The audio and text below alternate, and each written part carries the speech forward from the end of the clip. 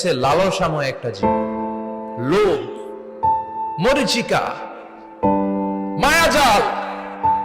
এই মায়াজালে আমরা আটকে আছি, ফলে মৃত্যুর কথা আমরা ভুলে গিয়েছি। পাগলের মতো ছুটছি, আরো টাকা লাগবে, আরো খ্যাতি লাগবে, আরো যশ লাগবে, আরো দাপট লাগবে। আমার এত টাকা দিয়ে কি হবে? এত সম্পদ দিয়ে কি হবে? এত ব্যস্ততা দিয়ে কি হবে? তোমার স্টপ, থামো, অনেক হয়েছে। আন্না, থামো, take a rest, take a breath and think about death. Think that you have to go back to your Lord. একটু বসেন না, একটু ভাবেন যে আমাকে চলে যেতে হবে, চলে যেতে হবে। এই কোলাহল, এই ব্যস্ততা, এগুলো থাকবে, থাকবো না আমি। সাইয়েদনা ওমর ফারুক বলেছেন, মুতু ক্বাবলা আন তামুতু, মরার আগে একবার মরো।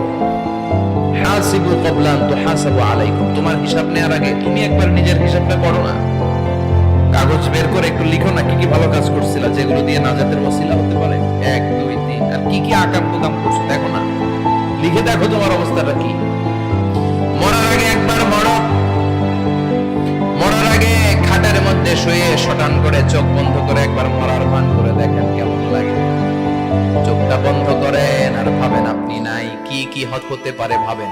আপনার ছেলে মেয়েরা কান্না জুড়ে দিবে, আপনার প্রাণের স্ত্রী বিলাপ শুরু করে দিবে, বন্ধু বান্ধবের চিৎকার আর মাতম, স্থানীয় এলাকার মসজিদে ঘোষণা, অমুক এলাকার নিবাসী অমুক ভাই, অমুকের ছেলে অমুক দুনিয়ায় নাই।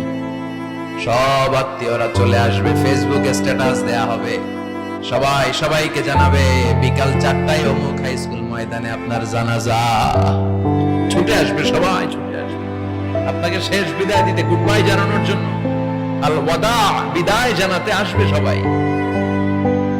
4 তাকবীর দিয়ে আপনার জানাজা হবে, অশ্রুসিক্ত জানাজায় আপনার বিদায় হবে। কাঠের খাটিয়ার মধ্যে করে কাঁধে তুলে আপনার কবরে নেওয়া হবে।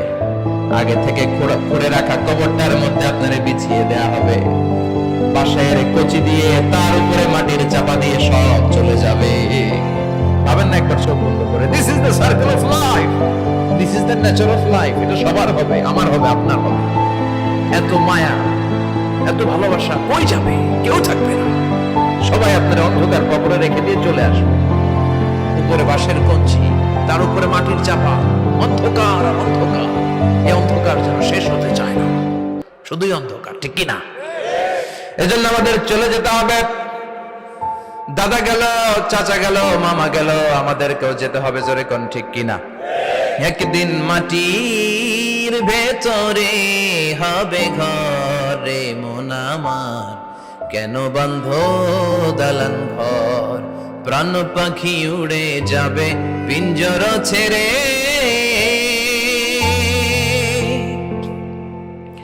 ধরা ধামে সবই রবে, তুমি যাবে চলে। বন্ধু বান্ধব যত, মাতা পিতা যারা সুত, সবই হবে তোমার পরে। মন আমার কেন বন্ধ দালান ঘর, একদিন মাটির ভেতরে হবে ঘরে মন আমার, কেন বন্ধ দালান ঘর, ঠিক কিনা? সব করে থাকবে, চলে যেতে হবে আমাদেরকে। এজন্য আখিরাতের কথা যেন আমাদের স্মরণ হয়। বিশ্বনবী বলতেন, নাহাইতুকুম আন জিয়ারাতিল কুবুর, আমি তোমাদেরকে কবর জিয়ারত করতে আগে নিষেধ করতাম, কিন্তু এখন নিষেধাজ্ঞা প্রত্যাহার করে নিলাম। এখন সব সময় তোমরা কবরের সামনে যাবা আর জিয়ারত করবা। কবরস্থানে জানতো বড় কৃষ্ণপুরের এই গ্রামের কবরস্থান আছে কোন দিকে? পূর্ব দিকে আছে, গোখরার জলের ওদিকে। যান আপনারা, একটু যাবেন, একটু গেলে আখিরাতের কথাটা স্মরণ হবে। ওখানে ছোট শিশুরা শুয়ে আছে, কিশোর যুবকরা আছে, আপনার মতো তাগড়া যুবক, মুরব্বীরা আছে। এরা এই এলাকায় থাকতো, এরা আকাশ থেকে নেমে আসে না, এই এলাকার সন্তান আজ নাই। একটা সার্টেন পিরিয়ড শেষে আপনিও থাকবেন না। This is the nature of life, this is the circle of life. ছোট্ট শিশু হয়ে এসেছিলেন, শৈশব, কৈশোর, যৌবন, প্রৌঢ়ত্ব। আগে ছিলেন সিঙ্গেল, বিয়ে করে হয়ে গেলেন ডবল। এরপরে আল্লাহ আপনাকে একটা মেয়ে দিল, এরপরে মেয়েকে বিয়ে দিয়ে শ্বশুর হলেন, এরপরে ওই মেয়ের ঘরে সন্তান হতে নানা হলেন। আর কতদিন? অনেক দিন হলো তো, অনেক লম্বা সময় পেয়েছেন আপনি। Think about death. এবার যাওয়ার কথা ভাবেন। আখিরাতের সামানের কথা ভাবেন, ফিরে যেতে হবে।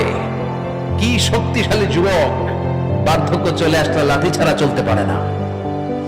কুচকুচে কালো দাড়ি সাদা হয়ে যায়, দাড়ির শুভ্রতা, বয়সের ভার, রং ধরা যৌবন জং ধরে শেষ, ঠিক কিনা? This is the circle of life. যুবক ভাইয়ের এটাই জীবন, চলে যেতে হবে, কেউ থাকতে পারবে না, ঠিক কিনা? এটা রিমাইন্ডার আল্লাহ এই সূরার ভেতরে দিয়েছেন যে তোমাদেরকে ফিরে যেতে হবে, এই লোভ লালসা ছেড়ে দাও। রব্বুল আলামিন বলেন, আলহাকুমুত তাকাসুর হাত্তা যুরতুমুল মাকাবির। ও গোলাম, দুনিয়ার সম্পদ, লোভ লালসা তোদেরকে পাগল বানিয়ে দিয়েছে। এই লোভ পাগলামি কোনোদিন তোদের থামবে না যতদিন না তোরা কবরে ঢুকবি, ঠিক কিনা? কার কথা? আল্লাহ বললেন, দুনিয়ার সম্পদ আর লোভ আর মোহে তোমরা গাফেল হয়ে গিয়েছো। আখিরাতের কথা বেমালুম তোমরা ভুলে গিয়েছো, কিন্তু আখিরাতে তোমাদের যেতেই হবে, কবরের বাড়িতে তোমাদের ঢুকতেই হবে, ঠিক কিনা? যেতেই হবে, আমরা ভুলে যাই। আলহাকুমুত তাকাসুর, অতিরিক্ত পাওয়ার লোভ, বেশি বেশি খাওয়ার লোভ, বেশি বেশি জমানোর লোভ মানুষকে গাফেল বানিয়ে দিয়েছে। এটা মানুষের স্বভাব, আরো চাই আরো চাই, এই স্বভাবটা আছে না নাই? দেখবেন ছোট বাচ্চারা মসজিদের দোয়া অনুষ্ঠান শেষে জিলাপি দেয় না? গরে কৃষ্ণপুর কি দেয়? আগে বাতাসা দিত না, এখন কি দেয়? জিলাপি দেয়, মিষ্টি দেয়।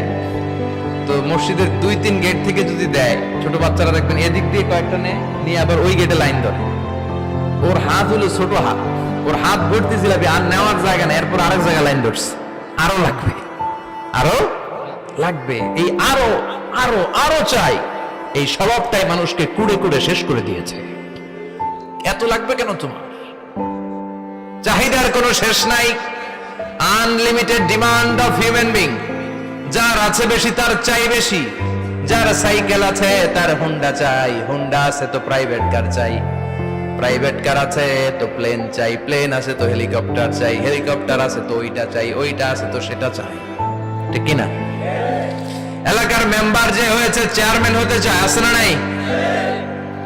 চেয়ারম্যান সাহেব এমপি হতে চায়, আছে না নাই? এমপি সাহেব মন্ত্রী হতে চায়, আছে না নাই? মন্ত্রী সাহেব প্রধানমন্ত্রী হতে চায়, আছে না নাই?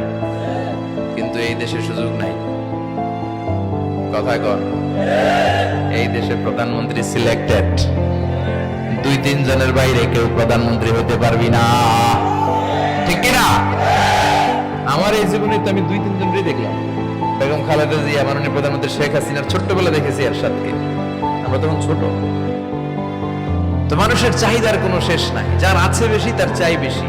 এজন্য বিষ্ণু বলেছেন, উনজুরু ইলা মান হুয়া আসফালা মিন, তোমার চেয়ে যে খারাপ আছে ওর দিকে তাকাও। ওয়ালা তানজুর মান হুয়া আ'লা মিন, তোমার চেয়ে যে ভালো আছে ওর দিকে তাকায়ও না, তোমার চেয়ে যে খারাপ অবস্থানে আছে ওর দিকে তাকাও। অনেকে নিজের অবস্থান নিয়ে সুখী না, এরকম আছে না নাই? আল্লাহ আমার এটা দিল না রে, ওইটা দিল না রে, পাইলাম না রে, কিচ্ছু হয় না, কি করব জীবনে, হতাশ। আসলে আছে কিন্তু অনেক, কিন্তু শুকরিয়া নাই, ডাকাত, ঠিক কিনা? নিজের অবস্থান নিয়ে সুখী না, কিন্তু অনেক লোক আছে তারা আপনার অবস্থানে পৌঁছতে চায়। তাদের দিকে তাকিয়ে দেখেন, আপনি যে অবস্থানে আছেন এই অবস্থানে পৌঁছাটা অনেকের কাছে স্বপ্ন। তারা প্রতিনিয়ত সংগ্রাম আর স্ট্রাগল করে যাচ্ছে আপনার অবস্থানে পৌঁছতে, আর আপনি এটা নিয়ে সন্তুষ্ট না। শেখ সাদির নাম শুনেছেন?